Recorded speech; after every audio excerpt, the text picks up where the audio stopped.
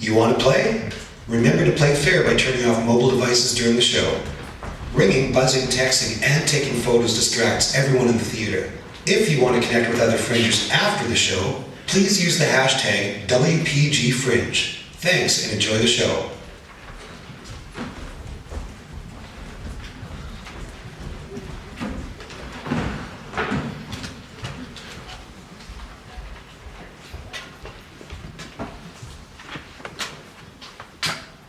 Now, fair Hippolyta, our nuptial hour draws on apace. 4 happy days bring in another moon. 4 days will quickly steep themselves in night. 4 nights will quickly dream away the time. And then the moon, like a silver bow new bent in heaven, shall hold the night of our solemnities. Go, Philostrate, stir up the Athenian youth to merriment. Awake the pert and nimble spirit of mirth. Hippolyta, I wound thee with my sword, and won thy love, doing thee injury. But I will wed thee in another key, with pomp, with triumph, and with revelling. Happy be Theseus, our renowned Duke. Thanks, good Egeus. What's the news? Full of vexation am I, with complaint against my child, my daughter Hermia. Stand forth, Demetrius. My noble lord, this man hath my consent to marry her. Stand forth, Lysander, and, my gracious Duke, this man hath bewitched the bosom of my child. Thou, Lysander, thou hast given her rhymes and interchanged love tokens with my child. Thou hast by moonlight at her window sung, full of feigning voice, verses of feigning love. With cunning hast thou filched my daughter's heart, turned her obedience, which is due to me, to stubborn harshness. And, my gracious Duke, be it so she will not hear before your grace consent to marry with Demetrius, I beg the ancient privilege of Athens. As she is mine, I may dispose of her, which shall be either to this gentleman or to her death, according to our law, immediately provided in that case. What say you, Hermia? Be advised, fair maid. To you, your father should be as a god. Demetrius is a worthy gentleman. So is Lysander. In himself he is. But in this kind, wanting your father's voice, the other must be held worthy. I would my father looked but with my eyes. Rather, your eyes must with his judgment look. I do entreat your grace to pardon me. I know not by what power I made bold, nor how it may concern my modesty, in such a presence here to plead my thoughts. But I beseech your grace that I may know the worst that may befall me in this case if I refuse to wed Demetrius. Either to die the death, or to abjure forever the society of men.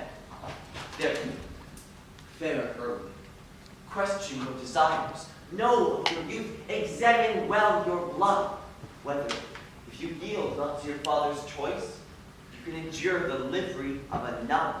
For I, to be in shady cloister mute, to live a barren sister all your life. Take time to pause, and by the next new moon, the sealing day, twixt my love and me for everlasting bond of fellowship. Upon that day, either prepare to die for disobedience to your father's will, or else to wed Demetrius, as he would. Or on Diana's altar to protest for I, austerity, and single life. Relent, sweet Hermia, and Lysander. Yield thy crazy title to my certain right. You have her father's love, Demetrius.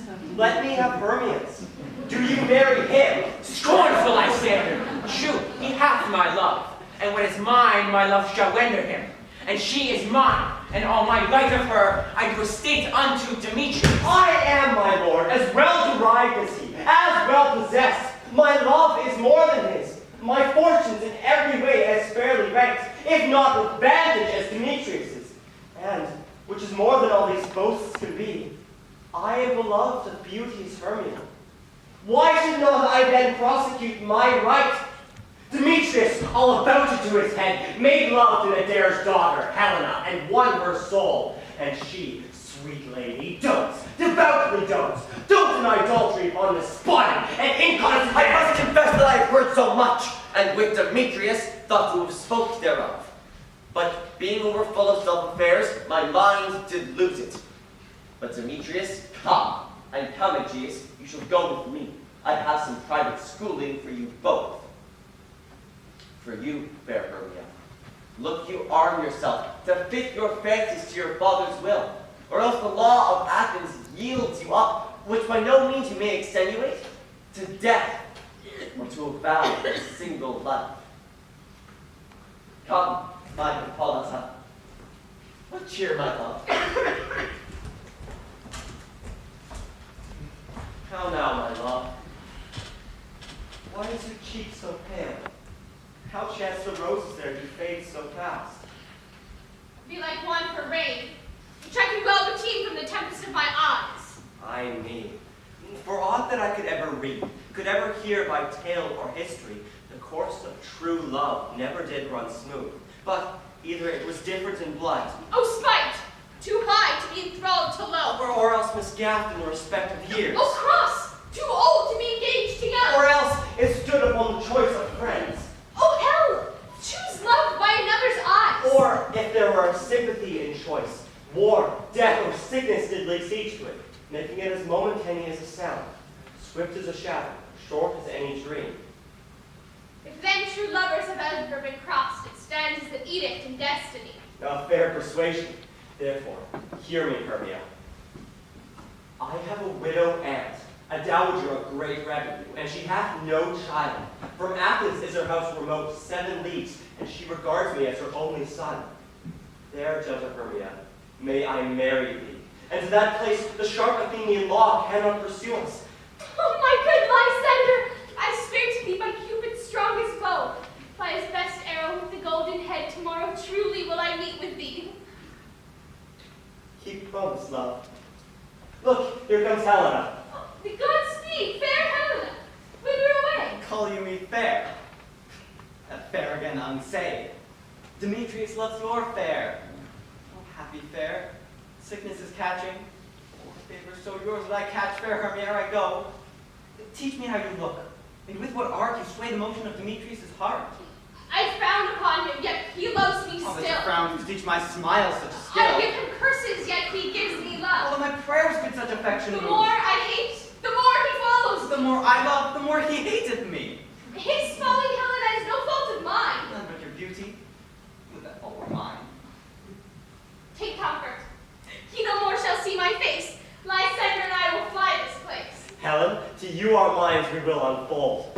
Tomorrow night, when Phoebe doth behold her silver visage in the watery glass, decking with liquid pearl the bladed grass, a time when lovers' flights doth still conceal, through Athens' gates have we devised the steel. And in the wood, where often you and I upon faint primrose beds were wont to lie, emptying our bosoms of their counsel sweet, there Lysander and myself shall meet, and thence from Athens turn away our eyes and seek new friends and stranger companies. Goodbye, sweet place Helen. Pray thou for us. Good luck grant thee thy Demetrius. Keep word, Lysander. We must starve our sight from lovers' food tomorrow deep midnight. I will, my Hermia.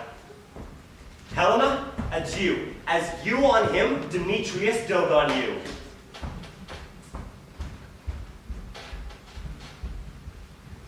how happy some or other some can be. Through Athens I have fought as fair as she. But what of that? Demetrius thinks not so. He will not know what all but he do know. For ere Demetrius looked on Hermia's eye, he hailed on oaths that he was only mine. And when this hail some heat from Hermia felt, so he dissolved. Showers of oaths did melt. I will go tell him of fair Hermia's flight. Then will he to the wood tomorrow night pursue her. Before this intelligence, 5 thanks is a dear expense. But here am I to enrich my pay, to have his sent thither, and back again. Is all our company here? You were best called them generally, man by man, according to the script. Here's the scroll of every man's name which is thought fit through all of Athens to play in our interlude before the Duke and the Duchess on his wedding day at night. First, good for your quiz. Sing what the play treats on, then read the names of the actors, and so go through the plot. Mary, our play is the most lamentable comedy and most cruel death of Pyramus and Thisbe. A very good piece of work, I assure you, and a merry. Now, good reader quiz, call forth your actors by the scroll. And masters, spread yourselves. Nick Bottom, the weaver. Ready! Name what part of that word proceed. You, Nick Bottom, are set down for Pyramus. What's Pyramus? A lover or a tyrant? A lover that kills himself most gallantly for love. That will ask some tears in the true performing of it. If I do it, let the audience look to their eyes. I will move storms. The raging rocks and shivering shocks shall break the locks of prison gates, and Phoebus' car shall shine from far and make and mar the foolish things. This is lofty. Now in the rest of plays. Francis Flute, the bellows letter. Here, Peter Quince. You must take Thisbe on you. What is Thisbe? A wandering knight? It's the lady that Pyramus must love. Nay, faith. Let me not play a woman. I have a beard coming. That's all one. You shall wear a mask, and you may speak as small as you will. And then behind my face, let me play Disney too. I'll speak in a monstrous little voice. Disney. Ah, Pyramus, lover dear, Thisbe dear, and lady dear, and... No. You must play Pyramus. And Flute, you Thisbe. Proceed. Robin Starveling, the tailor. Robin Starveling, you must play Thisbe's mother. Don't Snout the tinker. Here be a quiz. You Pyramus's father. Myself Thisbe's father. Snug the joiner. You the lion's part. And I hope there's a play fitted. Have you the lion's part written? I pray you, if it be, give it me, for I am slow of study. You may do it extempore, for it is nothing but roaring. Let me play the lion too. I will roar that I will do any man's heart good to hear me. I will roar that I will make the Duke say, "Let him roar again! Let him roar again!" If you should do it too terribly, you would fright the Duchess and the ladies that they would shriek, and that were enough to hang us all. That would hang us, every mother's son. I grant you, friends, that if it should fright the ladies out of their wits, they would have no more discretion but to hang us. I will aggravate my voice, so that I will roar you as gently as any sucking dove. I will roar you and turn you nightingale. You can play no part but Pyramus, for Pyramus is a sweet-faced man. A proper man, as one shall see in a summer's day. A most lovely, gentle man-like man. Therefore you needs must play Pyramus. Well, I will undertake it. What beard were I best to play it in? Why, what you I will. will discharge it in either your straw-colored beard, your orange tawny beard, your purple and green beard, your French crown-colored beard, your perfect... Masters, I am to entreat you, request you and desire you to con your parts by tomorrow night and meet me in the palace woods a mile without the town by moonlight. There will we rehearse. For if we meet in the city, we shall be dogged with company and our devices known. In the meantime, I shall draw a bill of properties such as our play wants. I pray you, fail me not. We will meet, and there will we rehearse most obscenely. Take pains.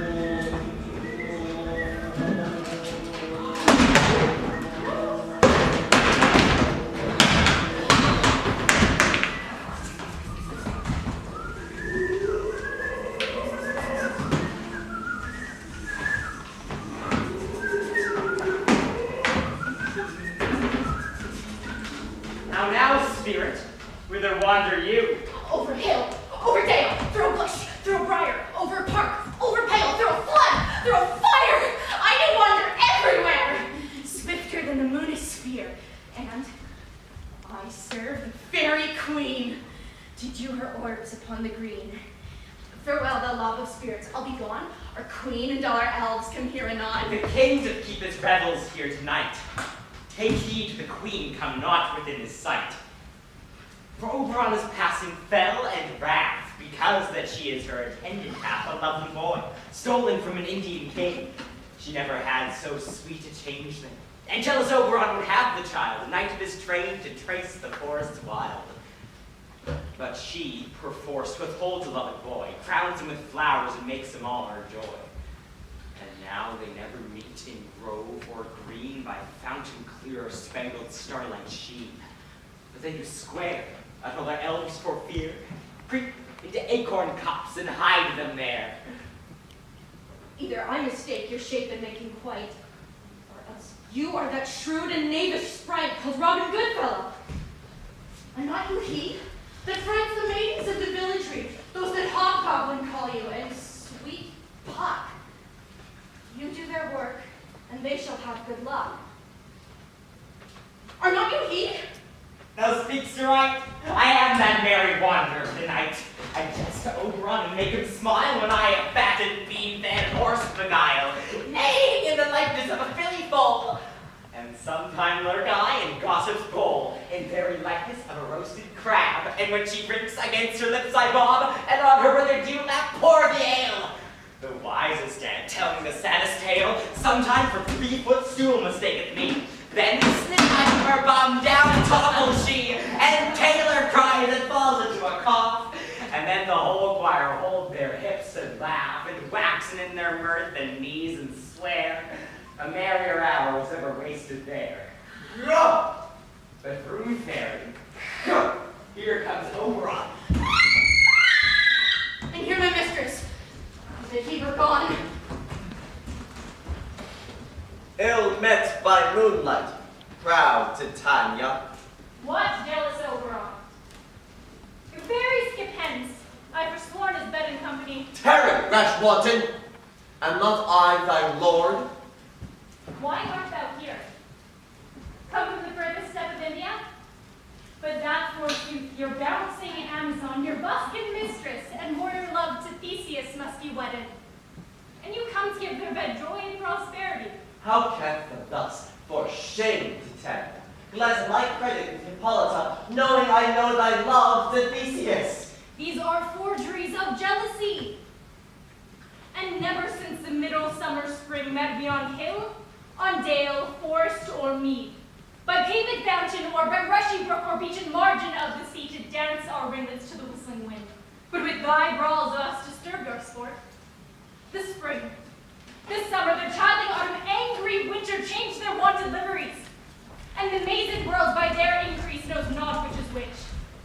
This same progeny of evil comes from our debate, from our dissension. We are their parents and original. Do you amend it then? It lies in you. Why should Titania cross her Oberon? I do would beg a little changeling boy to be my henchman. Set your heart at rest. The fairy land buys not the child of me. His mother was a votaress of my order, but she being mortal of that boy did die. And for her sake do I rear up that boy, and for her sake I will not part with him. How long in this wood did you stay? Perchance till after Theseus' wedding day. If you will patiently dance in our rounds and see your moonlight revels go with us. If not, shun me, and I will spare your haunts. Give me that boy, and I will go with you. Not for thy fairy kingdom. Fairies away. She'll chide downright if I longer stay. Well, go thy way. Thou shalt not from this grove till I torment thee for this injury. My gentle hawk, come in. Thou rememberest, since was I son of a promontory, to hear the sea maid's music. I remember. That very time I saw, thou couldst not, fly between the cold moon and the earth, Cupid, all armed. A certain aim he took at a fair vestal thrown by the west, and looped his love shaft smartly from his bow, as it should pierce 100,000 hearts. Yet, marked I with a bolt of Cupid fell. It fell upon a little western flower, before milk white, now purple, with love's woo. And maidens call it love in idleness. Fetch me that flower, the herb I showed you once. The juice of it, on sleeping eyelid laid, will make or man or woman madly dote upon the next live creature that it sees. Fetch me this herb, and be thou here again ere it will abide and can swim a league. I'll put a girdle round about the earth in 40 minutes. Having once this juice, I'll watch Titania when she's asleep, and drop the liquor of it in her eyes. The next thing she, waking, looks upon, be it on lion, bear, or wolf, or bull, on meddling monkey, or on busy ape, she shall pursue it with the soul of love. And ere I take this charm from off her sight, I'll make her render up her page to me. Demetrius? Who comes here? I am invisible, and I will overhear their conference. I love thee not, therefore pursue me not. Oh, where's Lysander and fair Hermia? Oh, the one I'll slay, and the other slayed me. Thou toldst me that was stolen unto this wood, and here am I woven in this wood, because I could not meet my Hermia. Hence, get thee gone, and follow me no more. Draw me, you hard-hearted ass. If you draw out irons, my heart is true as steel. If you get hard to draw, I shall have no power to follow you. Do I entice you? Do I speak you fair? Or do I not, in plainest truth, tell you I do not, nor I cannot love you? And even for that, do I love you more? I am your Spaniard, and Demetrius, the more you beat me, I will fall on you. Use me but as your Spaniard. Spurn me, strike me, neglect me, lose me, or leave me leave. Unworthy as I am, to follow you. What worse a place can I beg in your love, and yet a place of high respect of me, than to be used as you use your dog? You do impeach your modesty too much. To leave the city and commit yourself into the hands of one that loves you not? To trust the opportunity of night and the ill counsel of a desert place with the rich work of your virginity? Your virtue is my privilege. But it is not night but as you see your face. Therefore I think I am not in the night. Nor that this would lack worlds of company for you. In my respect are all the world. Then how can it be said I am alone in all the world is going to look on me? Anyone stay like questions, let me go! For if thou followest me, do not believe, but I shall do thee mischief in the woods. I, the temple, the town, the field, you do me mischief. By Demetrius, I'll follow thee and make a heaven of hell. To die upon the hand I love so well. Fare thee well, nymph. Ere you leave this grove, thou shalt fly him, and he shall seek thy love. Hast thou the flower there? Welcome, wanderer. Aye, there it is. I pray thee, give it me. I know a bank where the wild thyme blows, where ox sleeps and the nodding violet grows. There sleeps Titania, sometime of the night, lulled in these flowers with dances and delight. And with the juice of this, I'll streak her eyes and make her full of hateful fantasies. Take thou some of them, and seek this grove. A sweet Athenian lady is in love with a disdainful youth. Anoint his eyes, would do it, and the next thing he espies may be the lady. And thou shalt know the man by the Athenian garments he hath on. Affect it with some care, that he may prove more fond on her than she upon her love. And look to meet me ere the first cock crow. Fear not, my lord, your servant shall do so. Come, now roundel and a fairy song. Vent your offices and let me rest. Spotted snakes with a double tongue, thorny hedgehogs be not seen. Mutes and blind worms do not wrong. Come not near our fairy queen. Helena with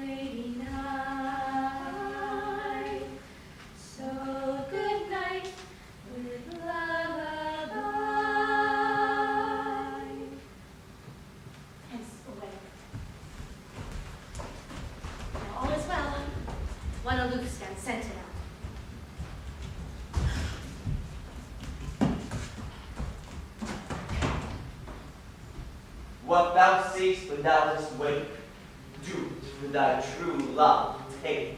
Love and language for his sake.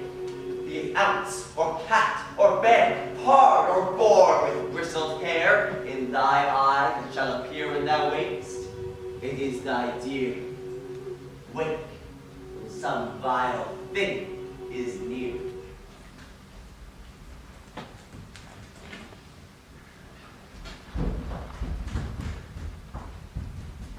Dear love, you faint with wandering in the woods, and to speak truth, I have forgot our way.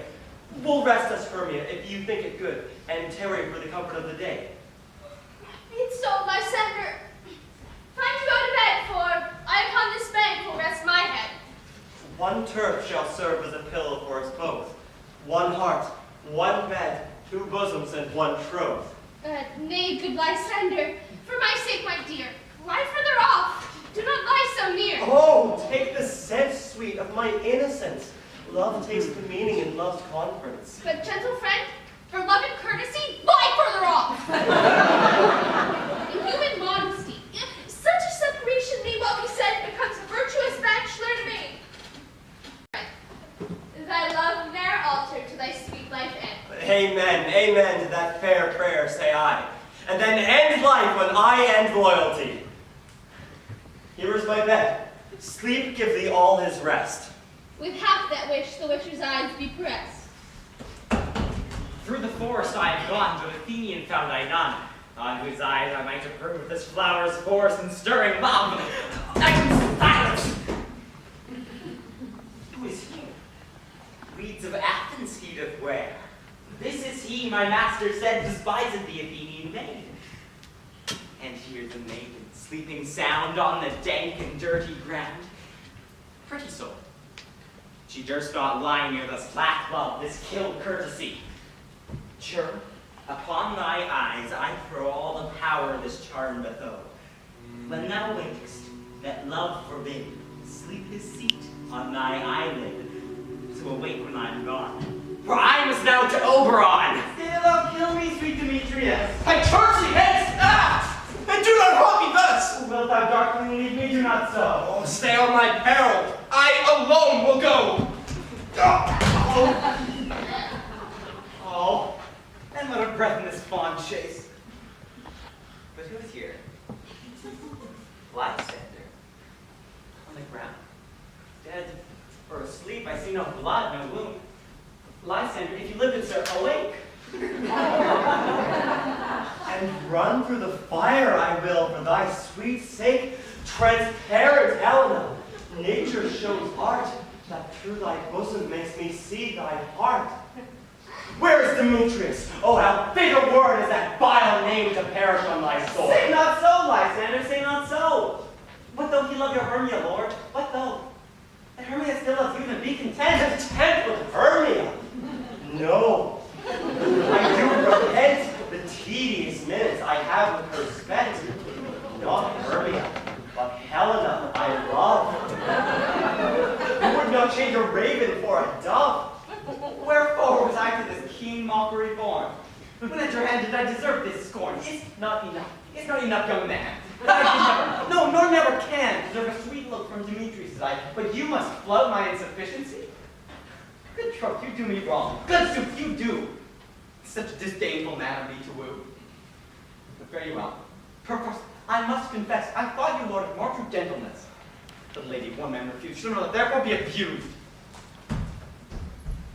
She sees not Hermia.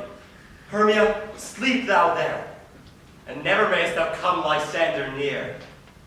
For, as a serpent of the sweetest things, a deepest loathing to the stomach brings. Or, as tie heresies that men do leave, are hated most of those they did deceive.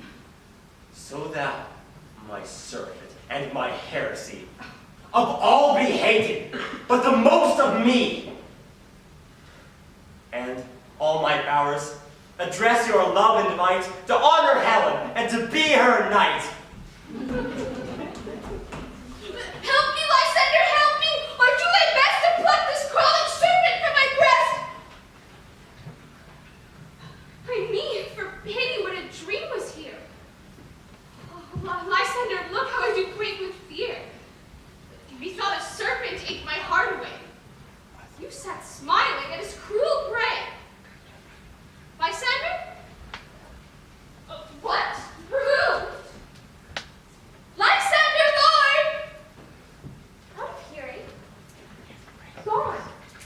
No sound, no word.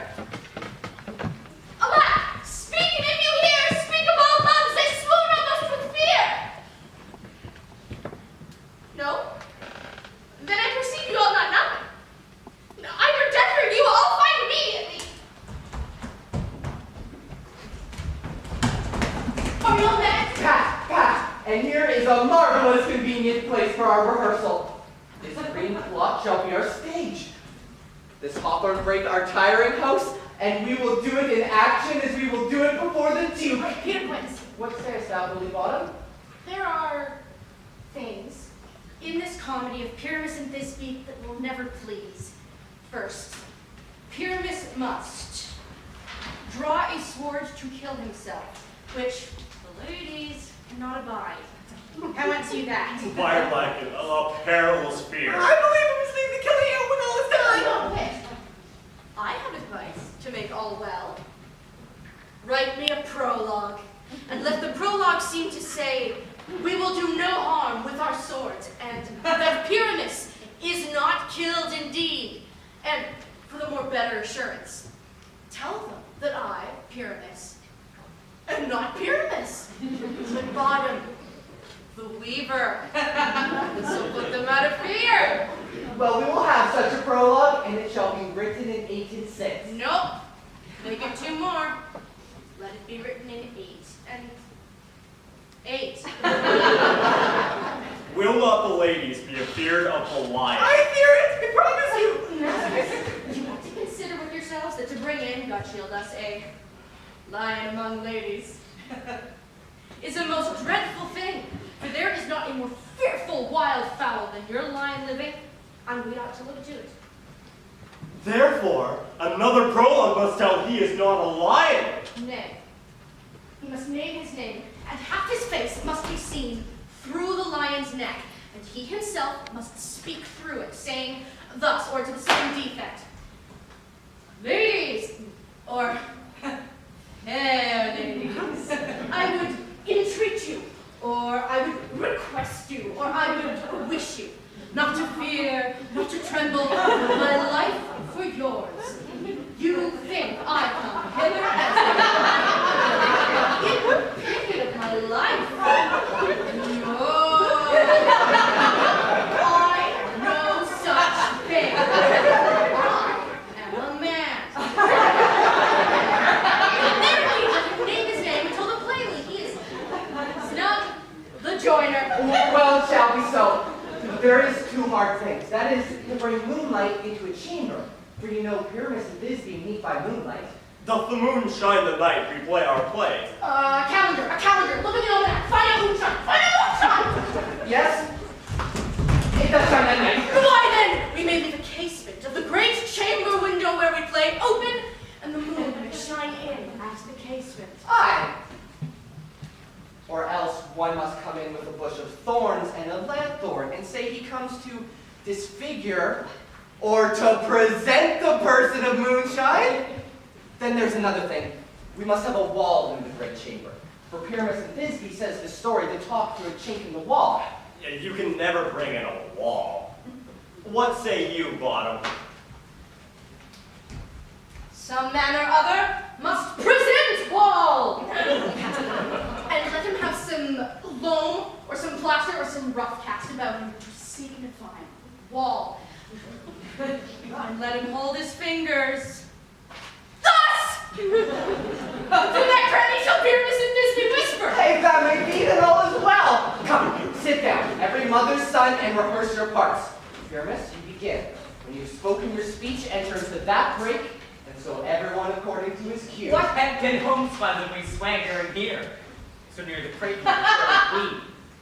What? A play toward? I'll be an auditor, an actor too, perhaps, if I see cause. Speak, Pyramus. Thisbe, stand forth. Thisbe, the flowers of odious savor sweet. Odors. Odors.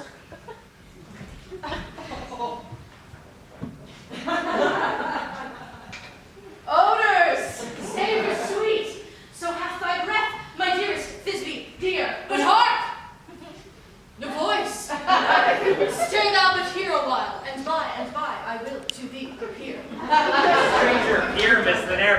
here. Ahem. Oh, must I speak now? I very must you, for you must understand he goes to see a noise that he heard and is to come again. Ahem. Most radiant Pyramus, most lily white of hue, of color like the red rose on triumphant briar, most frisky juvenile and eke, most lovely Jew, as truest horse would never tire. Oh, make the Agnides tomb! Nidus tomb! Man, we must not speak that yet. That you answer to Pyramus. You speak all your parts at once, cues and all. Pyramus, enter your cues past, it is never tire. If I was fair at this king, I will only die. Wow! Oh, monstrous! Oh, strange! Beer haunted, brain master, fly master,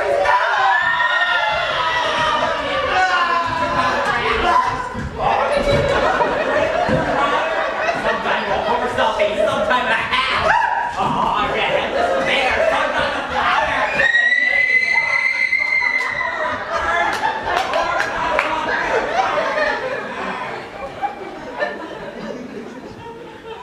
Why did they run away? This is a knavery of night to make me a fear. Oh, bottom! The heart changed! What do I see on me? Oh, what do you see? You see an ass head of your own, do you? Bless thee, bottom, bless thee. Thou art translated! I see their knavery. This is to make an ass of me. To praise me, if they could. But I will not stir from this place. Do what they can. I will walk up and down here, and I will sing that they shall hear that I am not afraid. The owl cock so black, orange tawny bell, walk across the way through snow so true, the red with little quill. What an angel wakes me from my body. Sparrow and the lark, the flames on snow full many young and young mark, but there is not answer. I pray thee, gentle world, sing again. Mine ear is much enamored of thy note, so mine eye is enthralled to thy music. And thy fair virtue, force for force, doth move me on first year to say, to swear I love thee. Methinks, mistress, you should have little reason for that. And yet, to speak truth, reason, and love keep little company together nowadays. The more the pity that some honest neighbors will not make them friends. Nay, I can gleek. Thou art as wise as thou art beautiful. Not so, neither. I have wit enough to get out of this wood. I have enough to serve mine own turn. Out of this wood do not desire to go. Thou shalt remain here whether thou wilt or no.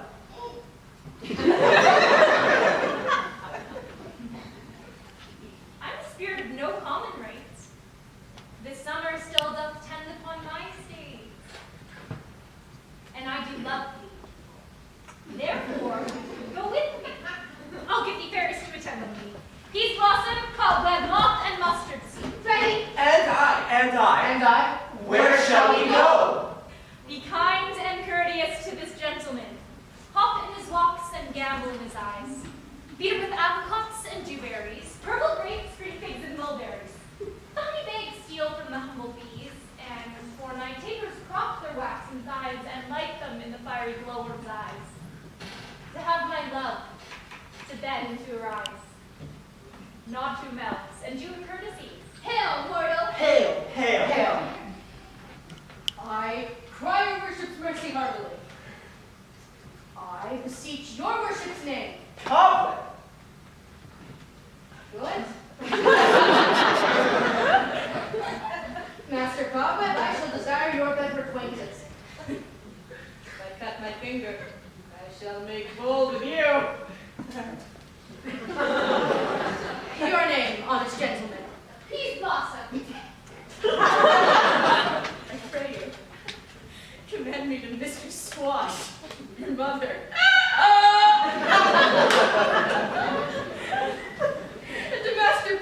on your father.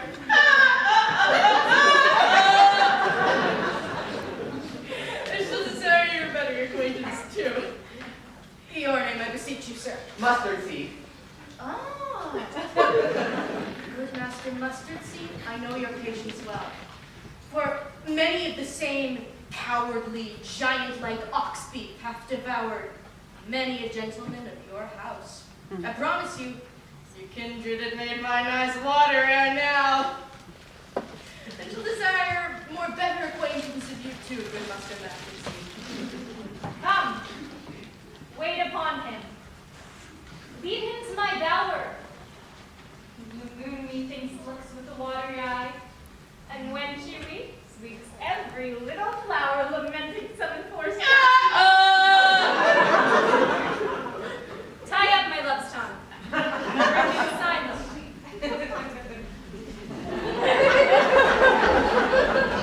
Wonder if Titania be awaked. Then, when it was the next came in her eye, which she must dote on in extremity. Here comes my messenger. Come now, bad spirit. What night you'll now let this haunted grove? My mistress with a monster is in love. Near to her close and consecrated vow, while she was in her dull and sleeping hour, after patches, rude mechanicals that work for right upon Athenian stalls, were met together to rehearse a play intended for great Theseus' nuptial day. The shallowest thick-skin of this barren sort, who Pyramus presented in their sport, forsook his scene and entered in a break, when I did him at his advantage take, an ass's no life fixed on his head, anon his Thisbe must be answering, and forth my mimic comes, so at a sight, away his fellows fly. I led them on this distracted fear, and left sweet Pyramus translated there. When, in that instant, so it came to pass, Titania waked, and straightway loved an ass. This falls up better than I could devise. Hast thou yet launched the Athenians' eyes with the love juice, as I do bid thee do? I took him sleeping, that is finished too, and the Athenian woman by his side, that, when he waked, of force she must be eyed. Stand close. This is the same Athenian. This is the woman, but not this the man. Why rebuke you him that loves you so? Lay breath so bitter on your bitter foe. Now I have chide, but I should use thee worse, for thou, I fear, hast given me cause to curse. If thou hast slain Lysander in his sleep, be more shoes in blood, plunge in the deep, and kill me too! You spend your passion on a misprized mood. I am not guilty of Lysander's blood, nor is he dead, for aught that I can tell. Oh, tell me then if he is well. And if I could, what should I get there for? Oh, the privilege never to see me more. Now, and from thy hated presence part I so. See me no more, whether he be dead or no. There is no following her in this fierce vein.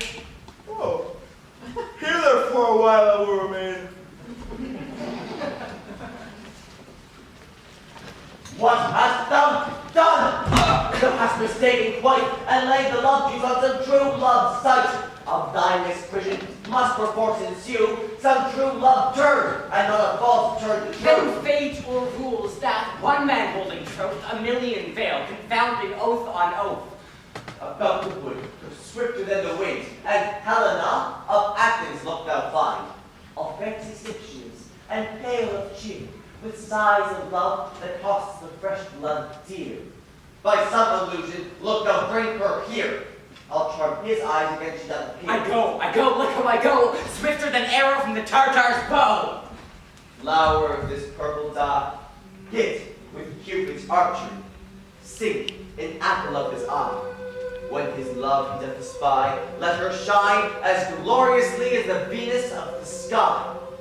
When thou wakest, if she be by, beg of her for remedy. Captain of our fairy band, Helena is here at hand, and the youth mistook by me, pleading for a lover's fee. Shall we thereupon pageant see? Lord, what fools these mortals be! Stand aside, the noise they make will cause Demetrius to awake. Then will two at once woo one. That must needs be sport alone, and these things you best please me that befall preposterously.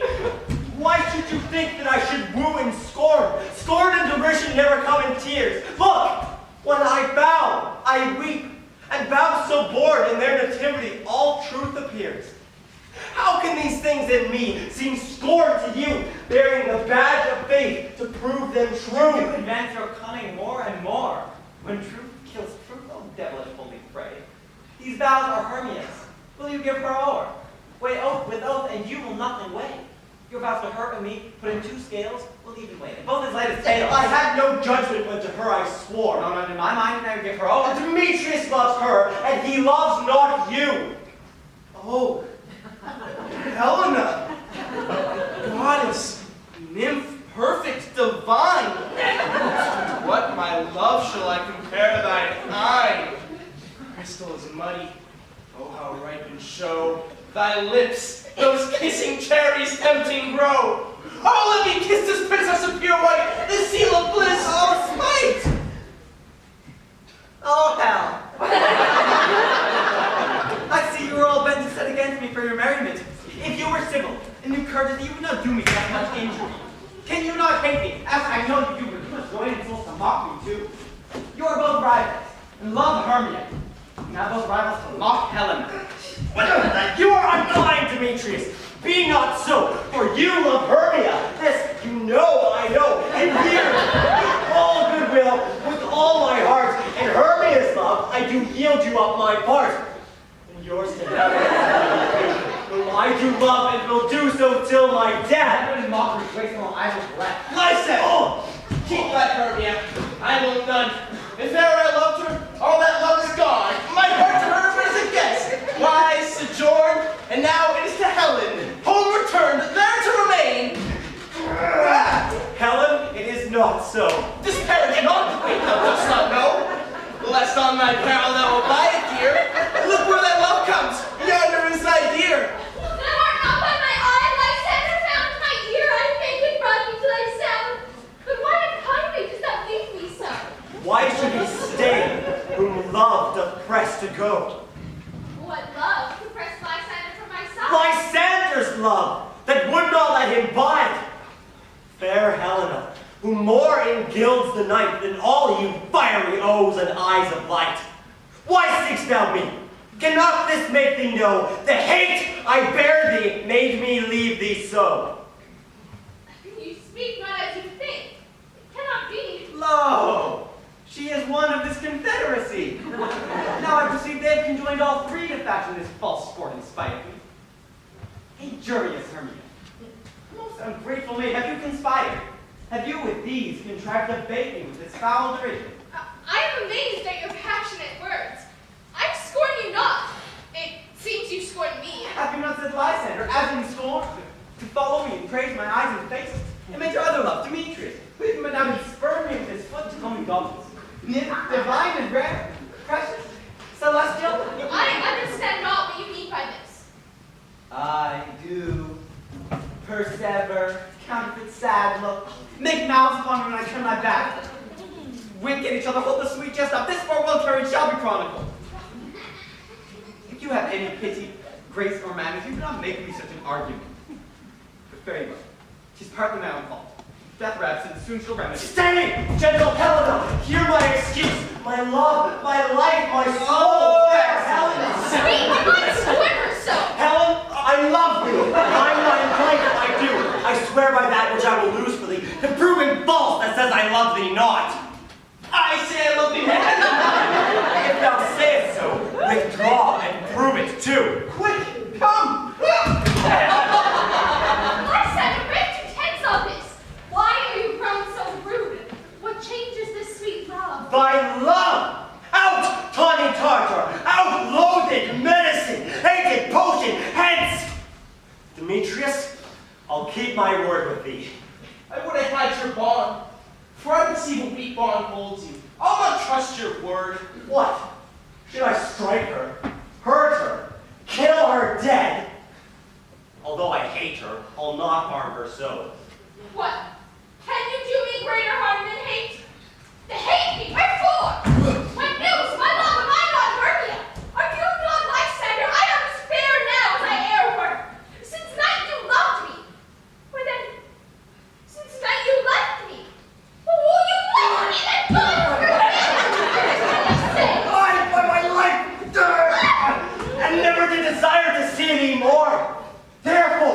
be out of hope, of question, of doubt. Be certain, nothing sure. 'Tis no jest that I do hate thee and love Helena.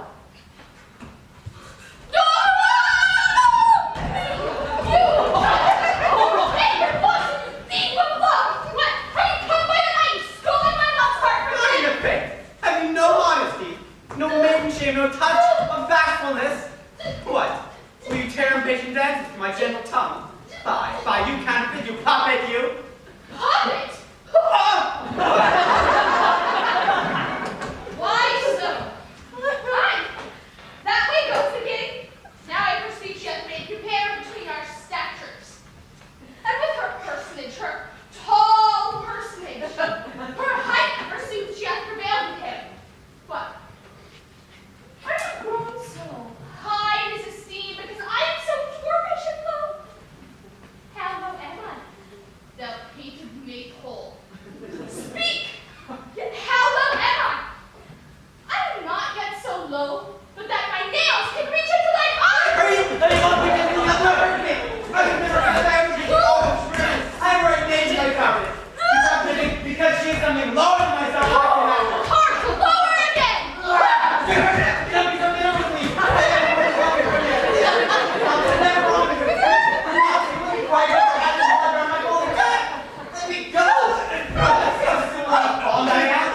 Be not afraid, Helena, she shall not harm thee. No, sir, she shall not. Get you gone, you dwarf! You minimus of whimpering not branch maiden! You beam! You acorn! You are too officious in her behalf that scorns your services. Let her alone. Speak not of Helena. Take not her part. For if thou dost intend, never so little shall love her, thou shalt abide. And now she holds me not. Then follow, if thou darest, to try whose right of thine or mine is most in Helena. Follow? Nay, I'll go with thee. Keep my jowl. You, mistress! All this coil is long of you. Nay, go not back. I'll not trust you. I no longer stay in your cursed company. Your hands and mine are quicker for a fray. My legs are longer though, to run away! Oh, I'm amazed, but know not what to say. This is thy negligence. Still the mistakes, or else commits thy knaveries willfully. Believe me, King of Shadows, I mistook. Did you not tell me I should know the man by the Athenian garment he had on? And so far blameless proves my enterprise that I anointed an Athenian's eyes. And so far I am glad it so did sort. For this their dangling I do esteem a sport. Thou seest these lovers seek a place to fight. I, therefore, Robin, overcast the night. The starry milk cover thou anon with drooping fog as black as Acheron, and lead these testy rivals so astray as one cannot within another's way. Then crush this herb into Lysander's eye, whose liquor is virtuous proper, to take from thence all error with his might, and make his eyeballs roll with wanton sight. When they next wake, all this derision shall seem a dream, and fruitless vision. Was I this affair to thee employ, I'll to my queen, and beg her Indian boy, and then I will her charmed eye release from monstrous view, and all things shall be peace. Up and down, up and down. I will lead them up and down. I am feared in field and town. God, let lead them up and down. Here comes one. He goes before me, and yet still dares me on. When I come where he calls, then he is gone. The villain is much lighter heeled than I followed fast, but faster he did fly. And had fallen on my dark and uneven way. And here will rest me. Come, thou gentle day, for if but once thou show me thy grey light, I'll find Demetrius and revenge this spite.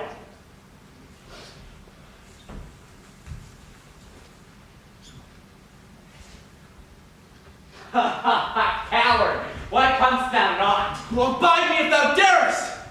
For well I wot that thou runnest before me, shifting every place, and dare not stand or look me in the face. Where art thou now? Come hither. I am here. Nay then, thou mockest me.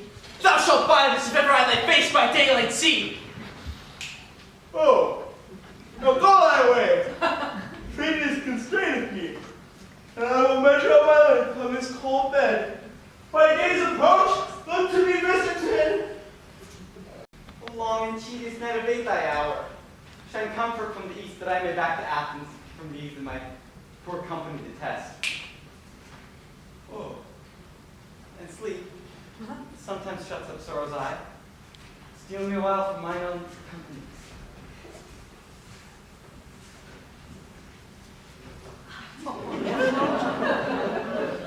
That's but 3. Come one more, 2 of both pairs makes up 4. And here she comes, cursed and sad. Cupid is a knavish lad, thus to make poor females mad. Never so weary, never so in woe, bedappled with dew and torn with briars. No further can I crawl, no further can I go.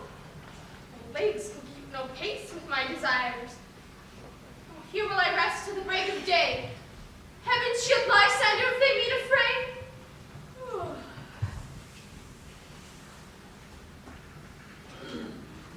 On the ground, sleep sound. I'll apply to you, or I.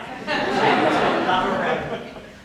When thou wakest, that love thou takest true delight in the sight of thy former lady's eye. And the country proverb known that every man should take his own, in your waking shall be shown. Jack shall have Jill, naught shall go ill.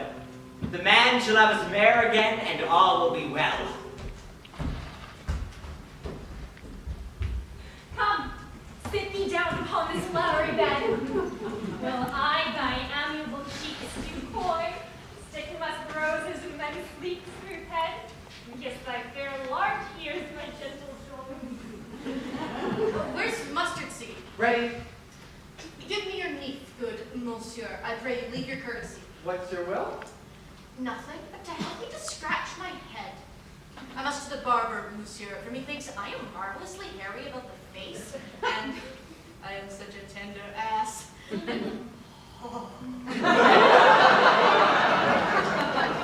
my hair did but tickle me, I must scratch. Oh, but I pray you, let none of you people stir me. An exposition of sleep come upon me. Sleep thou, and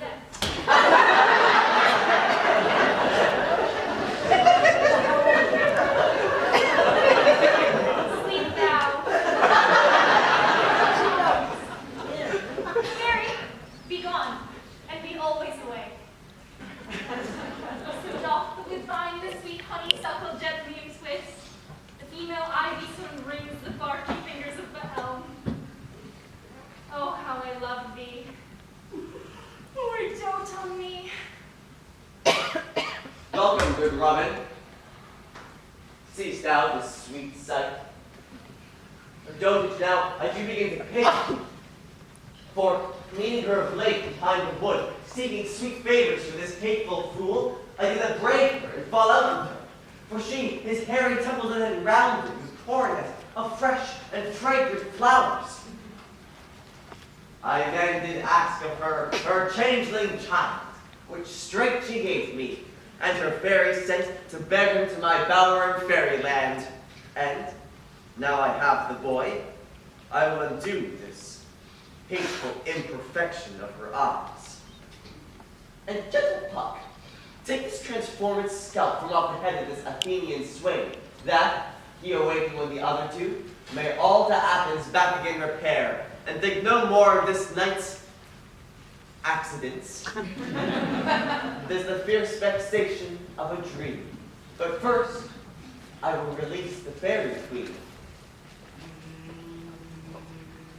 Be as thou was wont to be. See as thou was wont to see. Dian's bud or Cupid's flower hath this force and blessed power. Now, my Titania, awake you, my sweet queen. My Oberon, what visions have I seen? I thought I was enamored of an ass. There lies your love. These things will pass. Oh, mine eyes do behold his visage now. Silence a while. Robin, take off this head. Now when thou wakest with thine own fool's eyes peep. Come, my queen, take hands with me, and rock the ground whereon these sleepers be. Now thou and I are new in amity, and will tomorrow midnight solemnly dance into Theseus' house triumphantly. There shall these pairs of faithful lovers be wedded, with Theseus, all in jollity. The fairy king attended mark, I can hear the morning lark. Come, my queen, in silent sad, trip we after the night's shade. We the glow compass soon, swifter than the wandering moon. Come, my lord, and in our flight tell me how it came this night that I sleeping here was found with these mortals on the ground.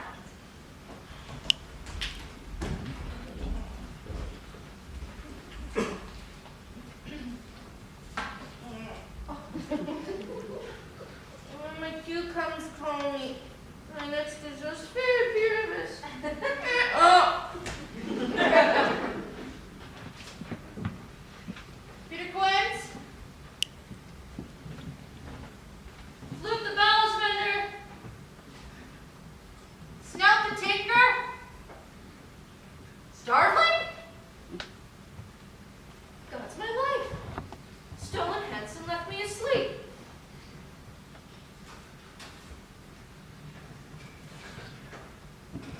I have had a most rare vision. I have had a dream past the wit of man to say what a dream it was. Man is but an ass if you go about to expound the mystery. Methought I was... There's no man can tell what. Methought I was... Methought I had... But man is but a patched fool if he will offer to say what methought I had. The eye of man have not heard.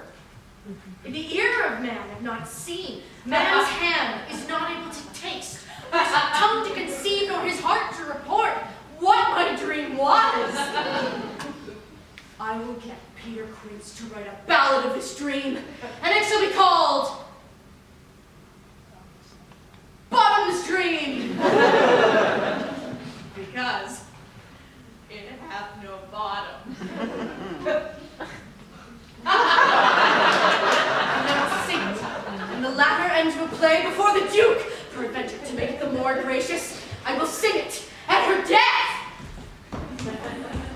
Go, one of you, find a good forester, for now our observation is performed.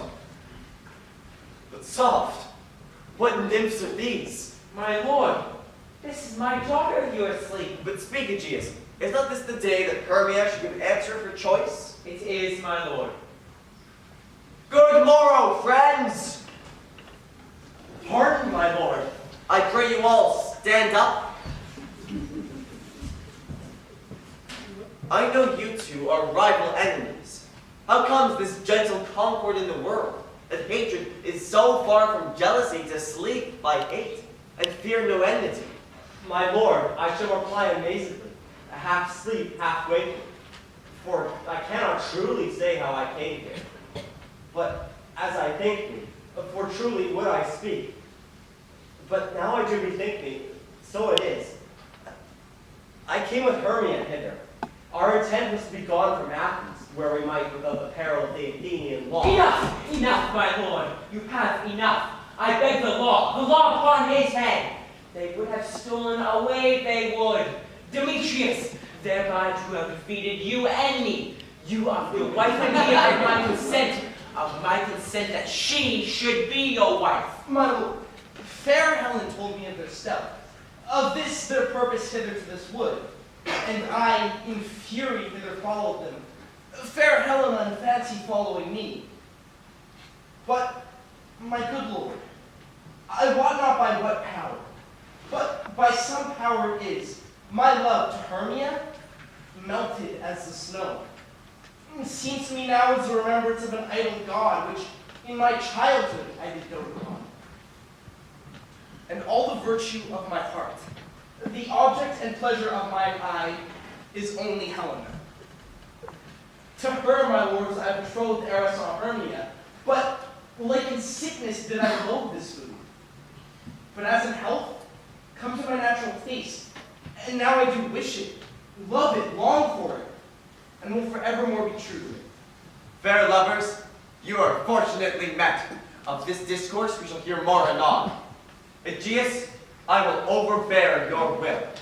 For in the temple, by and by with us, these couples shall eternally be knit.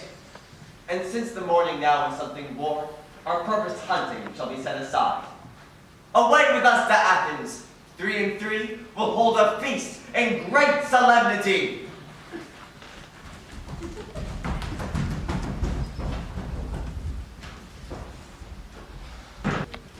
Have you sent to Bottom's house? Is he come home yet? Can't be heard of. Look now he is transported. If he comes not, the play is marred. He goes not forward, doth It is not possible. There is not one man in all of Athens able to discharge Pyramus but he. He had simply the best wit of any handicraft man in Athens. I'm the best person, too. He's a very paramour for a sweet voice. No, you must say paragon. A paramour is, God bless us, a thing of nonsense. Masters, the Duke is coming from the temple, and there is 2 or 3 lords and ladies more married. If our sport had gone forward, we had all been made men. Oh, sweet bully bottom. Hath he lost 6 pence a day during his life? He could not escape it. 6 pence a day. And the Duke had not given him 6 pence a day. Oh, I'll be hanged. 6 pence a day! He would have deserved it. For Pyramus or nothing. Where are these lads? Where are these hearts? Oh, most courageous day! Most happy hour! Oh, masters, I am to discourse wonders to you. But if I tell you I am a true Athenian, I will tell you everything, right, sick fell out. Let us hear sweet Paul. Not a word of me. all that I have to tell you is that the Duke have died.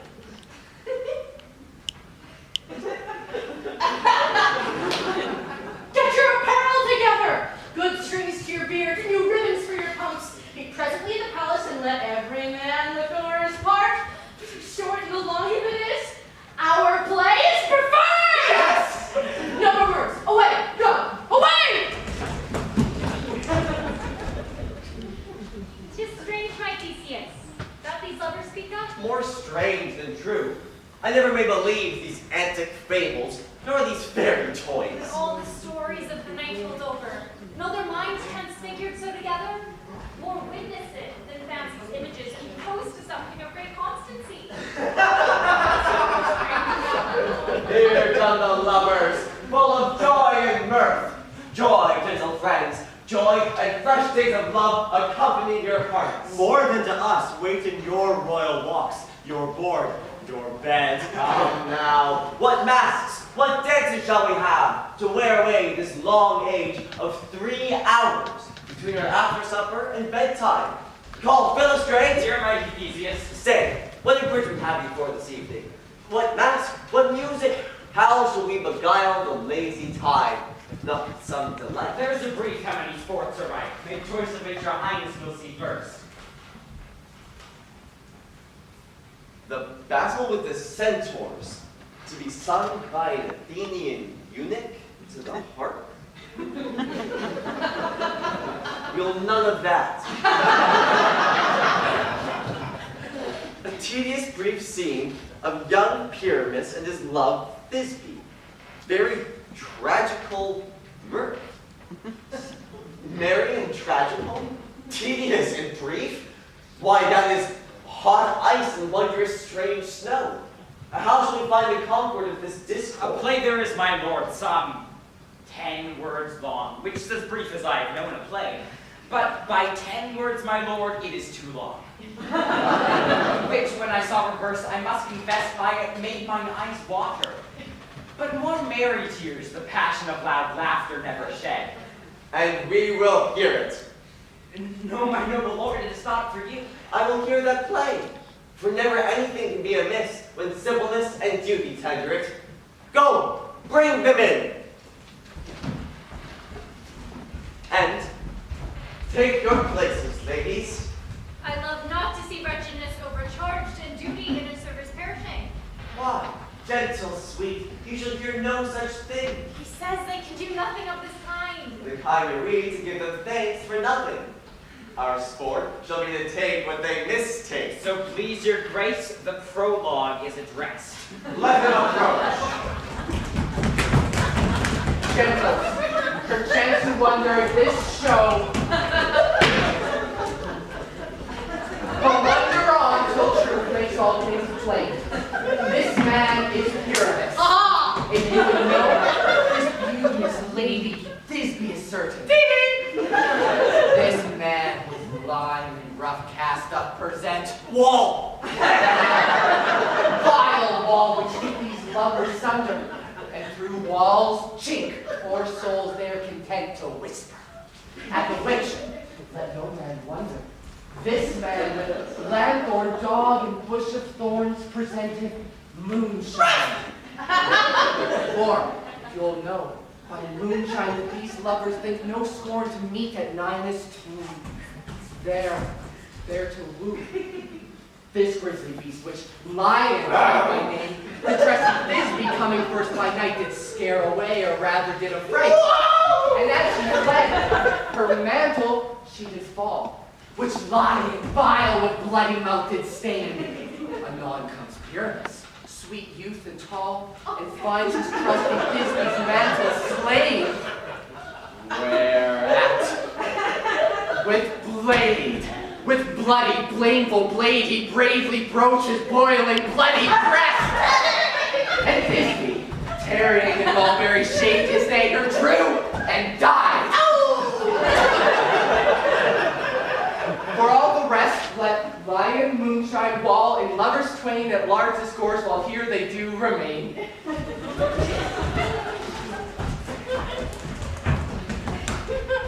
In this same interlude, it doth befall that I, one Snout by name, do present wall. Such a wall as I would have you think, that had in it a cranny hole, or chink, through which the lovers, Pyramus and Thisbe, did often whisper very secretly. This stone, this loam, and this rough cast doth show that I am that same wall.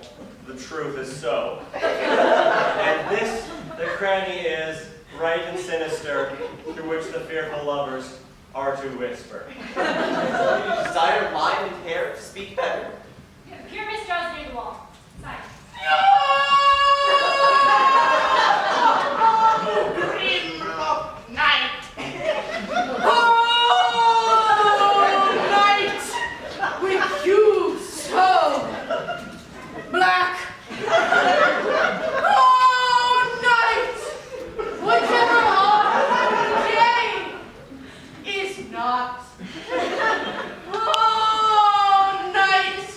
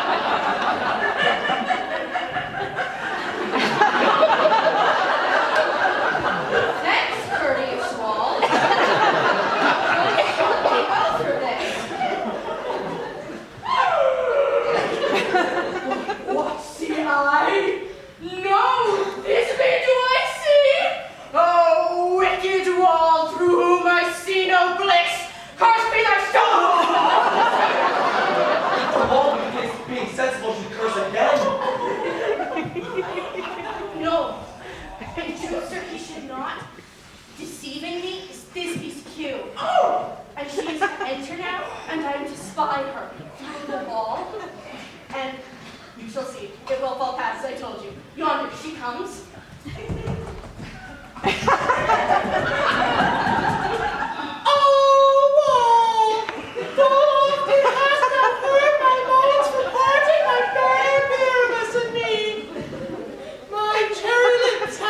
Kiss thy stones, thy stones.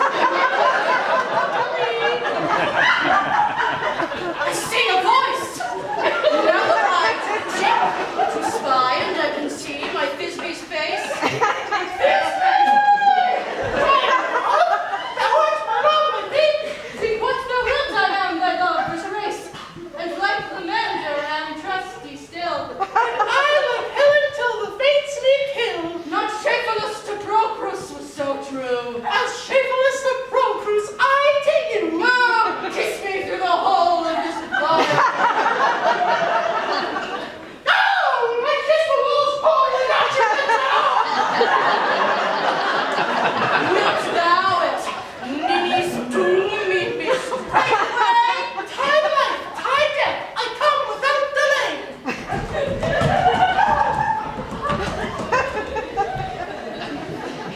Thus I, Wall, my part discharged so, and being done, thus Wall away doth go.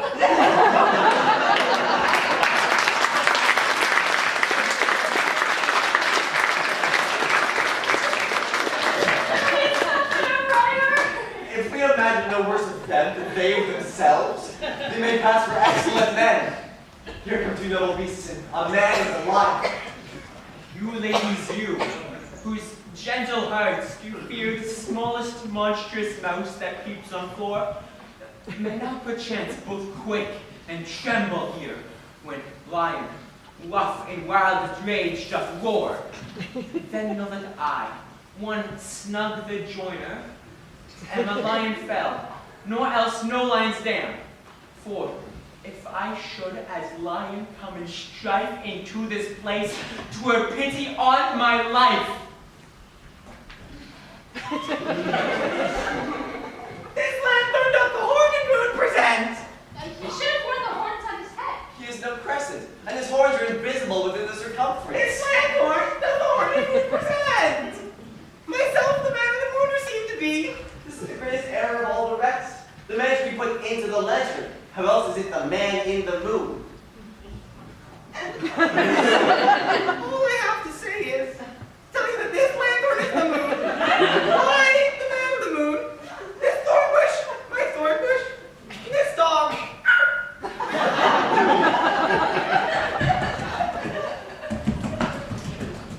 This is old Ninny's too.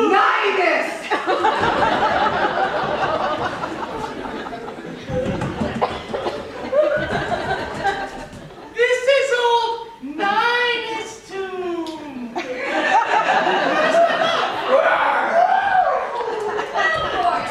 Well done, Thisbe. Well shone moon. If truly the moon is our human grace. What did you hear this?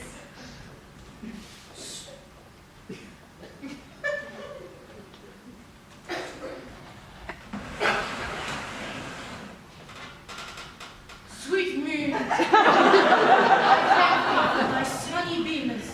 I thank thee, moon, for shining now so bright. For by thy gracious, golden, glittering gleams, I trust to take of truest Thisbe sight. But stay, spite, but mark, more tonight. What dreadful dole is here? Eyes, do you see? How can it be? Oh, dainty duck. Oh, dear. Thy mental good.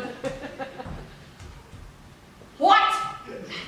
Stained with blood?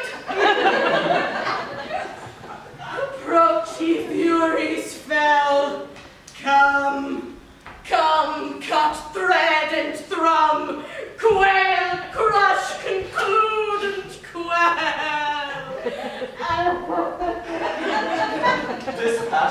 and the death of a dear friend, we go near to make a man look sad.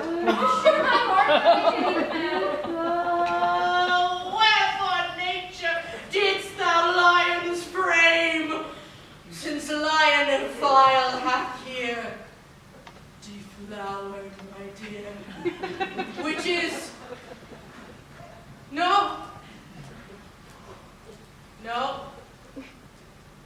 Which was the fairest dame that lived, that loved, that liked, that looked with cheer. Come tears, confound, outsore, and wound. The pap of Pyramus. Aye, that left pap where the heart doth pop. Thus die I. Thus.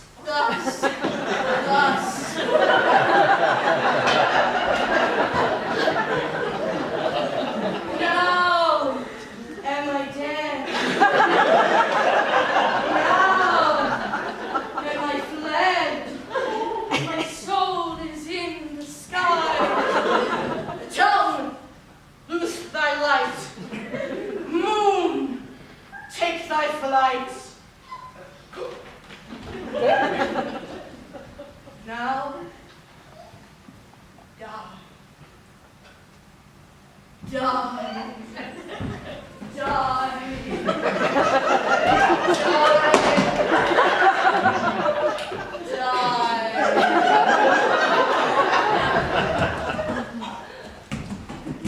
Asleep, my love? What? Dead, my dove? Oh, Hera must arise! Speak quite dumb! Dead? But who must cover thy sweet eyes? These lily lips, those yellow cowslip cheeks, this cherry nose is gone! Lovers make moan. His eyes were green as leeks. Come, sister sweet, come to me. With hands as pale as milk, lay them in gore, since you have shore with shears as red as silk. Tongue, not a word. Come, trusty blade, my breast embrued. Ow! Thus, I am dead. Thus, Thisbe ends. Adieu. Oh!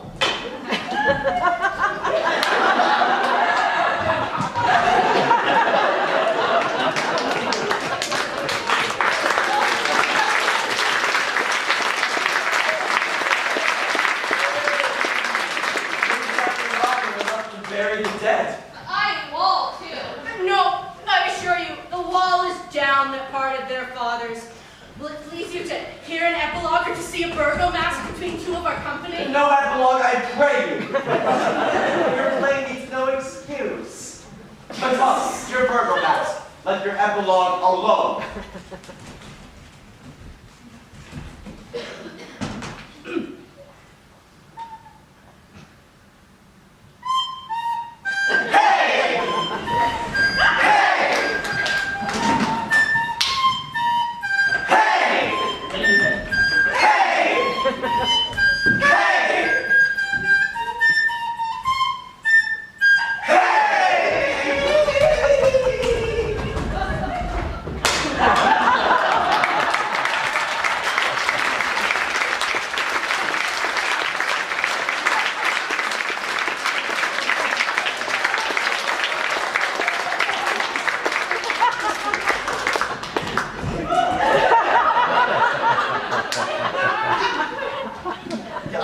Midnight hath told 12. 'Tis almost fairy time. A fortnight hold we this solemnity in nightly revels and new jollity. Now the hungry lion roars and the wolf behowls the moon. Now it is the time of night that the graves all gaping wide, everyone that's forth is sprite, in the churchway paths do glide. And we fairies that do run by the triple Hecate's team, from the presence of the sun, following darkness like a dream, thou art frolic. Not a mouse shall disturb this hallowed house. I am sent with broom before to sweep the dust behind the door. Now through the break of day, through this house each fairy stray, to the best bride bed will be, which by us shall blessed be. And the issue there create, ever shall be fortunate. So shall all the couples three, ever true in loving be, and the blocks of nature's hand shall not in their issue stand. Never mole, hair lift, nor scar, nor mark prodigious such as are, despised in nativity shall upon their children be. With this field do consecrate, every fairy take his gate, and each several chamber blessed through this palace with sweet peace. And the owner of it blessed, ever shall in safety rest. Trip away, make no stay, meet me all by break of day. If we shadows have offended, think but this and all is mended, that you have but slumbered here, while these visions did appear, and this weak and idle theme, no more yielding but a dream. Gentles, do not reprehend. If you pardon, we will mend. And as I am an honest puck, if we hear of unearned luck, now to escape the serpent's tongue, we will make amends ere long, else the puck a liar call. So good night unto you all. Give me your hands if we be friends, and Robin shall restore amends.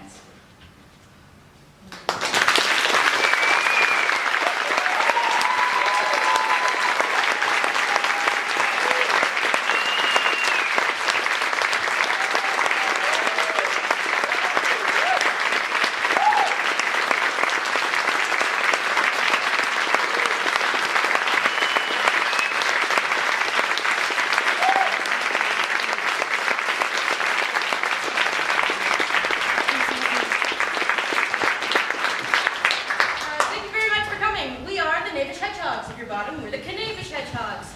If you like this, tweet your tweets, like your likes, space your books. Thank you very much. Thank you, everyone.